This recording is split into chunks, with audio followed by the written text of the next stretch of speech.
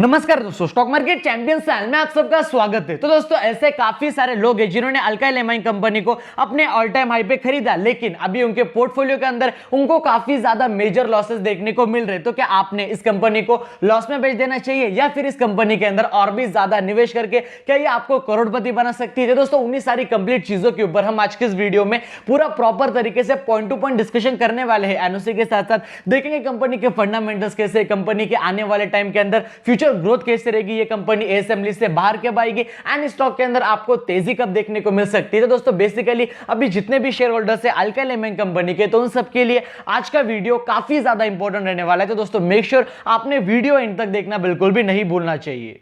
तो दोस्तों, सबसे पहले अभी अगर आप देख रहे हो उस कंपनी के करंट मार्केट प्राइस के बारे में, जो है नियर अराउंड 3266 रुपीस करीब। लेकिन और एक सबसे पहले डिस्क्लेमर देना चाहूंगा कि भाई मेरे जो दोनों के दोनों पोर्टफोलियो है, ये कंपनी मेरे दोनों पोर्टफोलियो के अंदर अवेलेबल है। तो दोस्तों, अभी अगर देखा जाए इस कंपनी के 6 महीनों के रिटर्न्स के बारे में, तो दोस्तों ये कंपनी के अंदर यहाँ पे हमें कंटिन्यूअसली 6 मंथ से लगभग 10% से भी ज्यादा गिरावट देखने को मिली। लेकिन उसके बावजूद भी मैं आपको इस कंपनी के अंदर बाय करने की रिकमेंडेशन क्यों दे रहा हूं, तो वो सारी की सारी चीजें आपको बस आने वाले 2 मिनट के अंदर पता चल जाएगी। लेकिन अभी अगर देखा जाए दोस्तों इस कंपनी के 1 साल के रिटर्न्स के प्रोफाइल के बारे में, तो दोस्तों इस कंपनी ने यहां पे हमें 1 साल के अंदर मोर देन 109% से भी ज्यादा रिटर्न्स कमा के दे दिए थे, जो डेफिनेटली काफी मैसिव रिटर्न्स, आप इसे जरूर कंसीडर कर सकते हो। लेकिन अभी अगर देखा जाए दोस्तों, ये कंपनी कंटिन्यूअसली 8 से 9 महीने से एक ही साइडवेज पैटर्न में चल रही, लेकिन अभी इस कंपनी के अंदर धमाका आना बाकी है एंड बेसिकली स्टॉक के अंदर अभी तेजी आना बाकी है। लेकिन अभी अगर देखा जाए इस कंपनी के 5 सालों के रिटर्न्स के बारे में, तो दोस्तों इस कंपनी ने यहां पे हमें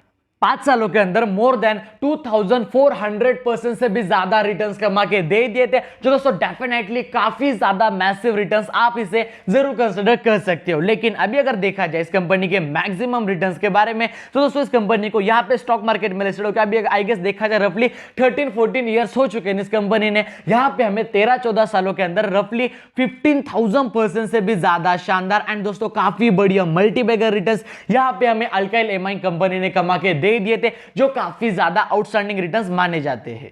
लेकिन दोस्तों, सब कुछ रिटर्न्स भी तो नहीं होते। कंपनी के फंडामेंटल्स कैसे है वो पता होना एक आपके लिए एक काफी बड़ा क्रूशियल पॉइंट होता है। बेसिकली वो आपके लिए एक काफी ज्यादा मेन पॉइंट बन जाता है। लेकिन दोस्तों, अगर कंपनी के अंदर आगे चल के गिरावट हुई तो आपको पता ही नहीं कंपनी काम क्या करती है, आपको पता ही नहीं कंपनी चलती कैसी है, तो आपको फिर आपको क्या रीजन रहेगा उस कंपनी को होल्ड करने के लिए। तो बेसिकली आपको कंपनी के फंडामेंटल्स पता होना एक काफी ज्यादा इंपॉर्टेंट रोल प्ले करता है। तो दोस्तों, प्लीज आपको रिक्वेस्ट करना चाहूंगा, आज का वीडियो आप सब लोगों के लिए काफी ज्यादा इंपॉर्टेंट रहने वाला है, तो प्लीज आपने वीडियो इन तक देखना बिल्कुल भी नहीं भूलना चाहिए। तो दोस्तों, अभी अगर देखा जाए बेसिकली इस कंपनी के मार्केट कैप के बारे में, जो है near around 16,000 rupees in crore, यानी कि बेसिकली ये कंपनी एक मिड कैप कैटेगरी का स्टॉक, आप इसे जरूर कंसीडर कर सकते हैं। यानी कि सिंपली आपके पोर्टफोलियो के अंदर आपने इस कंपनी को रफली 7 to 8% से ज्यादा वेटेज बिल्कुल भी नहीं देना चाहिए। देन अगर देखा जाए कंपनी का जो स्टॉक पी है, यानी कि जो कंपनी की प्राइस टू अर्निंग रेशियो, वो भी 53 के करीब है। नाइदर में इसे सस्ता कह सकता हूं, ना ही मैं इसे ऐसा ज्यादा एक्सपेंसिव कंसीडर कर सकता हूं। लेकिन अभी अगर देखा जाए कंपनी अपने ऑल टाइम हाई से, आप यहां पे देख सकते हो करंट मार्केट प्राइस के अगर रफली कंपेयर करोगे, तो ये कंपनी अपने ऑल टाइम हाई से यहां पे हमें रफली 29% से भी ज्यादा डिस्काउंटेड प्राइस पे अवेलेबल है। एंड कोई भी स्टॉक अगर आपको जो फंडामेंटली स्ट्रांग है बेसिकली एंड जो अपने सेल्स को भी कंसिस्टेंट वे में ग्रो करता है, वो अगर आपको इतने ज्यादा डिस्काउंटेड प्राइस पे मिलता है, तो आपने वो कंपनी डेफिनेटली खरीदनी चाहिए। एंड अगर आगे देखा जाए तो दोस्तों कंपनी का जो डिविडेंड यील्ड है वो 0.31% के करीब, यानी कि जो कंपनी का डिविडेंड यील्ड है वो भी एज सच काफी ज्यादा बढ़िया माना जाता है। लेकिन आपने बेसिकली किसी भी स्टॉक के अंदर डिविडेंड हो, स्टॉक स्प्लिट हो, बोनस शेयर हो, उन सब चीजों के लिए आपने किसी भी स्टॉक के अंदर बिल्कुल भी निवेश नहीं करना चाहिए। तो दोस्तों, अभी अगर बेसिकली डिस्कशन किया जाए कंपनी के कुछ अच्छाइयों के बारे में, एनओसी के साथ साथ इस कंपनी के कुछ बुराइयों के बारे में, तो सबसे पहले हम दोस्तों डिस्कशन करेंगे कंपनी के अंदर नेगेटिव पॉइंट्स के। तो सबसे पहला मेन पॉइंट, जो कंपनी के जो दोस्तों प्रमोटर है, उन्होंने अपनी जो होल्डिंग है वो यहाँ पे पिछले क्वार्टर से यहाँ पे हमें 2% से कम करते हुए देखने को मिले। हाँ भाई, ये एक काफी बड़ा नेगेटिव पॉइंट होता है। देन अगर देखा जाए कंपनी का जो स्टॉक का जो बुक वैल्यू है अपने करंट मार्केट प्राइस के हिसाब से रफली 18 टाइम ज्यादा ट्रेड कर रहा है, जो एज सच मुझे ज्यादा बिल्कुल भी नेगेटिव पॉइंट नहीं लगता। लेकिन लेकिन अभी अगर बात की जाए इस कंपनी के पॉजिटिव पॉइंट के बारे में, तो सबसे पहला पॉजिटिव पॉइंट दोस्तों, इस कंपनी ने अपना जो डेप्ट होता है यानी कि इस कंपनी का जो कर्जा होता है वो इस कंपनी ने कम कर लिया, जो काफी ज्यादा बढ़िया बात होती है। सेकेंडली अगर देखा जाए कंपनी को, आप इस कंपनी को डेफिनेटली एक ऑलमोस्ट डेप्ट फ्री कंपनी भी कंसिडर कर सकते हैं। देन आने वाले टाइम के अंदर जो कंपनी के क्वार्टर रहेंगे वो हमें और भी ज्यादा बढ़िया देखने को मिल सकते हैं। देन और अभी अगर और एक अच्छाइयों के बारे में बात किया जाए तो कंपनी के जो प्रॉफिट ग्रोथ होती है वो पिछले 5 साल के अंदर यहां पे हमें 42% से भी ज्यादा CAGR ग्रोथ देखने को मिली, जो काफी ज्यादा आउटस्टैंडिंग बात मानी जाती है। देन और अगर देखा जाए कंपनी का जो रिटर्न ऑन इक्विटी होती है वो भी यहां पे हमें पिछले 3 साल के अंदर मोर देन 39% से भी ज्यादा देखने को मिले। लेकिन आपके मन में यह सवाल जरूर आ रहा होगा कि सर कंपनी के अंदर इतने ज्यादा अच्छाई है तो इस कंपनी के अंदर गिरावट क्यों हो रही है, तो उसके ऊपर भी आपको मैं अभी 2 मिनट में समझाना चाहूंगा।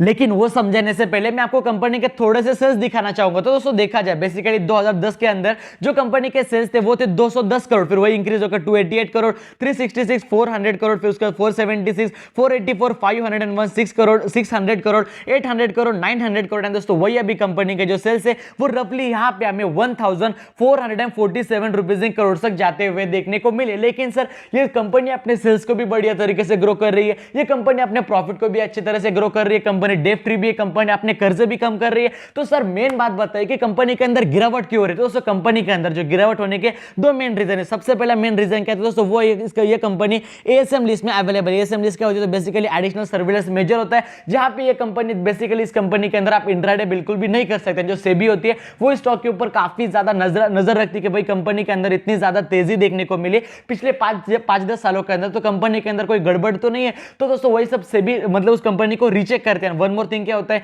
जो डीआईएस होते हैं, जो एफआईएस होते हैं, वो स्टॉक को सिंपली अवॉइड करना ही पसंद कर दे कि भाई कंपनी एएसएम लिस्ट में, तो इस कंपनी को सिंपली अवॉइड ही करना। लेकिन दोस्तों ये कंपनी अभी आने वाले टाइम में एएसएम लिस्ट से भी बाहर निकलते हुए देखने को मिल सकते हैं। वन मोर थिंग, अगर देखा जाए ये कंपनी का जो क्रूड ऑयल होता है उसकी जो प्राइसेस है उसके अंदर भी हमें पिछले कुछ टाइम में काफी ज्यादा हाइक देखने को मिला, लेकिन अभी क्रूड ऑयल के जो प्राइसेस है उसके अंदर भी यहाँ पे हमें कंटिन्यूअसली डिक्लाइन देखने को मिल चुका है, जो सारे केमिकल स्टॉक के लिए एक काफी ज्यादा फायदेमंद बात बन जाती है। एंड अभी अगर देखा जाए इस कंपनी के बैलेंस शीट के बारे में, तो दोस्तों इस कंपनी के पास अभी अगर देखा जाए 885 करोड़ से भी ज्यादा रिजर्व्स एंड सरप्लस अवेलेबल है। देखा जाए बोरिंग के बारे में तो बस इस कंपनी के ऊपर 36 करोड़ जितना कर्जा है, जो इस कंपनी को कर्जा मतलब अपना माफ करने के लिए, बेसिकली अपना डेट पे करने के लिए कोई भी वक्त बिल्कुल भी नहीं लगने वाला है। सिंपली आप इस कंपनी को एक डेट फ्री कंपनी जरूर कंसिडर कर सकते हो। एंड अभी अगर बात किया जाए इस कंपनी के शेयर होल्डिंग पैटर्न की तरफ, तो हाँ मानता हूं कंपनी के जो प्रमोटर्स है उन्होंने जो अपनी होल्डिंग है पिछले क्वार्टर से 2% कम की, लेकिन अभी भी जो मेजोरिटी ऑफ जो सबसे बड़ा स्टेक है वो कंपनी के प्रमोटर्स के पास भी अवेलेबल है। जो कंपनी के प्रमोटर्स है उनके पास मोर देन 72% से भी ज्यादा स्टेक अवेलेबल है। लेकिन अगर आप यहाँ पे और एक थिंग नोटिस करोगे, जो एफआईएस होते हैं यानी कि बेसिकली जो फॉरेन इंस्टीट्यूशनल इन्वेस्टर्स होते हैं दोस्तों, उनके पास पहले 0.65% जितना स्टेक था, अभी उनके पास रफली 2.29% जितना स्टेक, यानी कि जो एफआईएस है उन्होंने इस कंपनी के अंदर अपनी जो होल्डिंग है वहां पे काफी ज्यादा बढ़िया तरीके से इंप्रूव की। देन सेकेंडली अगर देखा जाए जो डीआईएस होते हैं उनके पास पहले 0.1% का स्टेक था, अभी उनके पास रफली 1.13% का स्टेक, और भी ज्यादा बढ़िया बात। एंड जो अपनी पब्लिक होती है ना, उनके पास पहले 25% का स्टेक था एंड अभी अपनी पब्लिक के पास 24% का स्टेक है। बेसिकली जहां पे भी जो कंपनी भागती है वहां पे पब्लिक सबसे पहले बढ़ेगी, एंड जो कंपनी गिरती है तो वहां पे भी पब्लिक सबसे पहले लॉस में ही निकल जाएगी। लेकिन ऐसी गलती आपने बिल्कुल भी नहीं करनी चाहिए। तो अभी सबसे लास्ट में सर ये बता दीजिए कि हमने ये कंपनी खरीदनी चाहिए या फिर नहीं।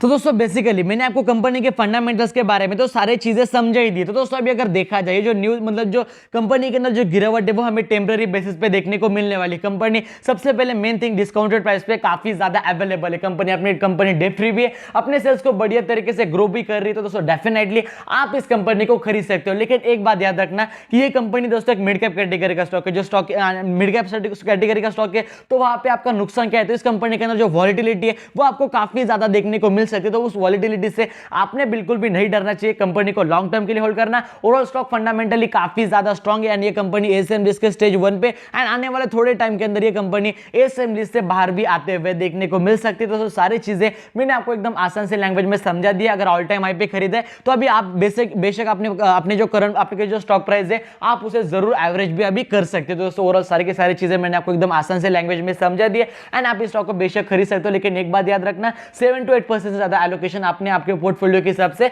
बिल्कुल भी नहीं देना चाहिए, उससे ज्यादा। तो दोस्तों अगर आपको हमारा आज का ये वीडियो पसंद है, वीडियो को लाइक कर देना, चैनल को सब्सक्राइब कर देना। एंड उसी के साथ साथ अगर आपके वजह से किसी का फायदा हो रहा होगा तो मेक श्योर उन्हें वीडियो शेयर करना बिल्कुल भी मत भूलना दोस्तों। जय हिंद, धन्यवाद।